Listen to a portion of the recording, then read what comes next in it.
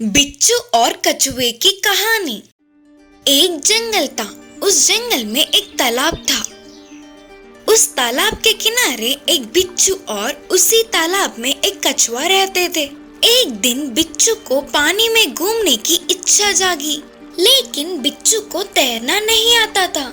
इससे कछुआ दिखा तो उससे बिच्छू ने कहा, कछुए मामू, मुझे अपनी पीठ पे बिठाकर थोड़ी देर पानी में इधर उधर घुमाओ ना। तब कछुए ने दया दिखाकर कहा, उसमें क्या है रे, आजा। बोलते हुए अपनी पीठ पर बिठाया तो ऐसे कछुआ पूरे तालाब में इस कोने से उस कोने से घुमा रही थी। लेकिन बिच्छू तो ऐसे खाली पीली बैठ नहीं पाई। इस कछुए की पीठ तो बहुत मजबूत होती है ना, लेकिन मैं अगर इसे डंक मारूंगा तो इसे फर्क पड़ेगा कि नहीं करके बिच्छू को संदेह आया तो तुरंत कछुए को डंक मारने लगी। बेचारी कछुए को बहुत दर्द हुआ और वो दर्द बर्दाश्त ना कर पाते हुए बोली, दामाद जी, आपने ऐसा क्यों डंक मारा? तब बिच्छू ने हंसते हुए कहा, मजाक में डंक मारना मेरी आदत है। इस बात से कछुए को बहुत गुस्सा आया और इस बिच्छू को किसी भी तरह सबक सिखाने का निर्णय किया और तुरंत कछुआ पानी के अंदर डूबने लगी। तो अचानक से बिच्छू डर के आश्चर्य हुआ और बिच्छू को पानी में सांस न आने पर वो तड़पने लगी। कछुए मामू, क्यों ऐसे पानी में डूब रहे हो? तो कछुए जवाब दिया कि मजाक में पानी में डूबना मेरी आदत है रे। बोलते हुए पानी में डूब गई। ऐसे अचानक कछुए के पानी में डूबने से बिच्छू को सांस न आई और वो बहुत तड़पने लगी। फिर थोड़ी देर बाद धीरे से कछुआ बिच्छू को अपनी पीठ पर बिठाकर तालाब के तट पर ले आकर छोड़ दिया। तब कछुए ने बिच्छू से कहा, देखा, तेरी मजाक तुझ पर ही उल्टी पड़ गई। तूने मुझे कितना दुख दिया, इसीलिए तुझे एक अच्छी सबक सिखाने के लिए मुझे ये करना पड़ा करके बोली। तो बिच्छू ने कहा, मुझे माफ कर दो कछुए मामू, मैंने आपको बेकार में ही दर्द दिया करके बोली। ऐसे इस प्रकार कछुए ने बिच्छू को एक अच्छी पाठ पढ़ाकर सबक सिखाया। बुद्धिमान बकरी। एक गांव में एक व्यक्ति रहता था। उस व्यक्ति के पास एक बकरियों का झुंड था। वह रोज उन्हें घास चराने के लिए गांव के कोने में ले जाता था। उस गांव के पास ही बहुत बड़ा जंगल था। उन बकरियों के झुंड में एक छोटी सी बकरी थी। उम्र में छोटे होने पर भी बुद्धि में बड़ों के समान थी। एक दिन मालिक ने बकरियों को घास चराने ले गए। तब उसमें से छोटी सी बकरी वहाँ से कूदते हुए अपने झुंड से बिछड़कर जंगल की तरफ चली गई। अपनी गलती समझकर वापस आ रही थी तो उसे भाग सामने दिखा। भाग को देखते ही बकरी डर से कांपने लगी।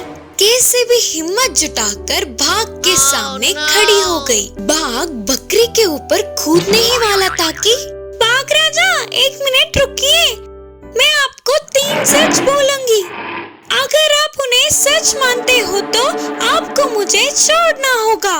बकरी की बातें पसंद आने पर, ठीक है, बोलो। फिर बकरी ने कहा, आप अपने बाकी के भागों से आज मुझे एक बकरी दिखी, पर मैंने उसे बिना कुछ किए छोड़ दिया। बोलकर बोलने पर वे नहीं मानेंगे, ये सही है ना? हाँ, सही है। वैसे ही मैं अपनी बकरियों के झुंड को मुझे एक बाघ दिखा, पर उसने मुझे छोड़ दिया। बोलने पर वे भी नहीं मानेंगे, ये भी सही है ना? बाघ ने हाँ करते हुए अपना सिर हिलाया। अब तीसरा सच, बहुत देर से मैं आपके सामने खड़ी हूँ, पर फिर भी आप मुझे मारने के बजाय मुझसे बात कर रहे हो। इसका मतलब आपको भूख नहीं है, ये भी सच है ना? बोली बकरी। उतनी छोटी सी बकरी उसके सामने खड़े होकर उतनी हिम्मत से बात करना देख बाघ को अच्छा लगा। हाँ, सच है, तुम बहुत बुद्धिमान हो, तुम्हें छोड़ रहा हूँ, जाओ।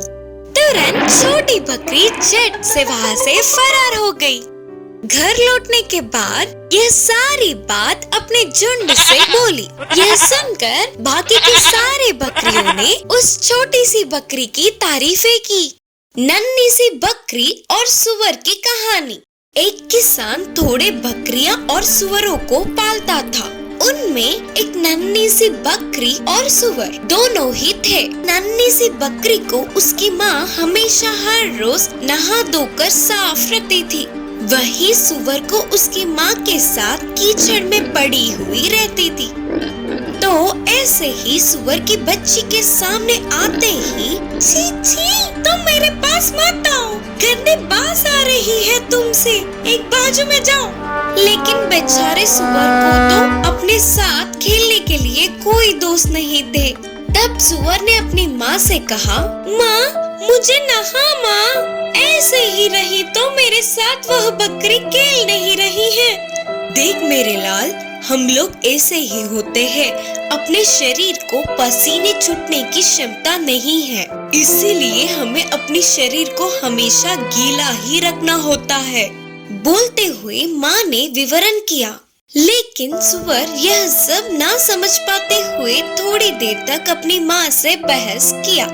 फिर भी माँ ने उसे बहुत समझाया। एक दिन सुअर की बच्ची एक तरफ और बकरी की बच्ची दूसरी तरफ। इतने में दूर पहाड़ों में रहने वाली एक लोमड़ी बकरी के बच्चे के बारे में जानकर उसे पकड़ने के लिए आई। बकरी की बच्ची अकेली होने पर उस लोमड़ी को अच्छा मौका मिला। ऐसे लोमड़ी को सुअर ने देखा। हे, भाग जाओ, लोमड़ी आ रही है, बोलकर चिल्लाने के साथ ही बकरी के ऊपर कूदने वाली लोमड़ी के सामने आई। ऐसे बकरी की बच्ची को लगने वाले घाव सुअर को लग गए। इतने में सुअर के चीख सुनने वाले किसान भागते हुए वहाँ आया और लोमड़ी भाग गया और सुअर के घावों को दवा लगाकर किसान ने ठीक किया। अपने खुद के प्राणों को खतरे में डालकर उसके प्राण बचाने वाले सुअर से अपने व्यवहार देख के नन्ही बकरी शर्म से उदास हुई। खरगोश में बदलने वाला शेर। एक बड़ा सा जंगल था। उस जंगल का महाराज शेर था, लेकिन ये सभी शेरों की तरह नहीं था। जंगल में सभी जानवरों के साथ अच्छे से रहता था। हर एक जानवर को ना खाते हुए बस भूख मिटाने के लिए ही शिकार करता था। जंगल के सभी जानवर उसे देखकर डर के भाग जाते थे। इसका शेर को बहुत दुख पहुंचता था। उसे भी उनके साथ मिलकर खेलने की, दोस्ती करने की इच्छा होती थी, पर वो गुफा में ही अकेला रह जाता था। उनके साथ मिलकर रहने की सोचा तो वे उसे देखते ही डर के भाग जाते हैं करके शेर को दुख होता था। एक दिन उस जंगल में एक साधु तपस्या करने आया है। वह रोज जंगल के सभी जानवरों से बात करता था। शेर उनके पास आकर बोला, स्वामी जी, क्या आप मेरी एक इच्छा को पूर्ण कर सकते हो क्या? बोलो। फिर शेर ने पूछा, मुझे ऐसे शेर की तरह नहीं रहना, आजादी से सबसे मिलजुल कर रहने वाली खरगोश की तरह रहना है। मुझे खरगोश की तरह बदल सकते हो क्या स्वामी जी? साधु ने जवाब देते हुए पूछा, तुम इस पूरे जंगल के महाराज हो, ऐसे छोटे से खरगोश में बदलना चाहते हो?